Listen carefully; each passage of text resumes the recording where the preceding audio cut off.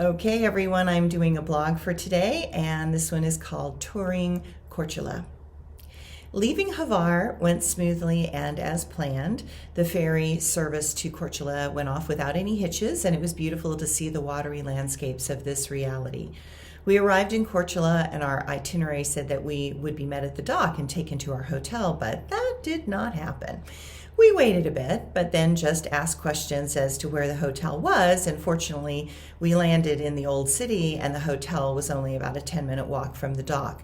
We are in an older town, an older hotel, needless to say, and there is no elevator in this hotel. And so since we are on the second floor, which is really the fourth floor, because the lobby is the ground level and the administrative staff is on the second level, the first floor of rooms is on the third floor, and so on.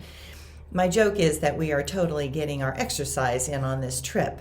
Between walking, swimming, climbing of stairs, and going up and down hills of fortresses, I am moving between a big stress detox and a boot camp process for exercise. Then the salty seas here are in of themselves a huge detox situation. The positive is even with factor 50 on, I am managing to get a tan, and my skin feels incredible. Once we settled in, we were supposed to have our tour guide to show us the old city, but they also did not show up. So I called the numbers I had been given and got the balls that had been dropped rolling again. I honestly don't know how these travel agents managed to keep all the shifting circumstances under control. The guide showed up an hour later, but we were off to discover the old city of Korc ula. Our tour was lovely, and we learned so much about the city and how important it has been for a very long time to the Venetians, Greeks, and Romans. It was only recently that they got their own water from the mainland through a pipe under the ocean to them. For centuries, this land was surviving on collecting rainwater and being very frugal with water distribution. Before the water pipeline from the mainland, they would bring water across in boats. Our guide remembered those days as a child and how careful they were with water.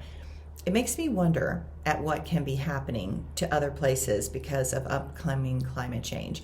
Today we are on a tour to some wineries, olive farms, and honey farms. Seems there is a lot to see outside the city. While I was writing this, a huge sailboat came in with 4 masts and slowly maneuvered itself to a dock right in front of the hotel. I hope that each of you in your own way can find the time to take yourselves on some adventures in this life. It is important to make some memories and to share adventures with others.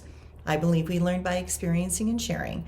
I know that some prefer to learn from books, schools, and libraries, but I find that wisdom comes most from diving into the experiences and places rather than just reading about them from books. When I walk the limestone streets that have so much history in their very walls, that something new arises inside of me. That is how history becomes alive and fresh. That is how we learn to relate to people and places. That is how we embrace the many journeys of humanity throughout time. When we put ourselves in the places and spaces of our ancestors of old, we reignite the tools and traditions of our lineage and become more whole as we also become more tolerant and open to the lifestyles of others. There is value in all things in our experience. Too often some people just want to live in a very small box, that when there is a vast and amazing world out there that can teach us so much if we are willing to let in history, become someone else for a moment, and feel past our own experiences into the roots that still linger in the shadows of our genetics. Thanks, everyone.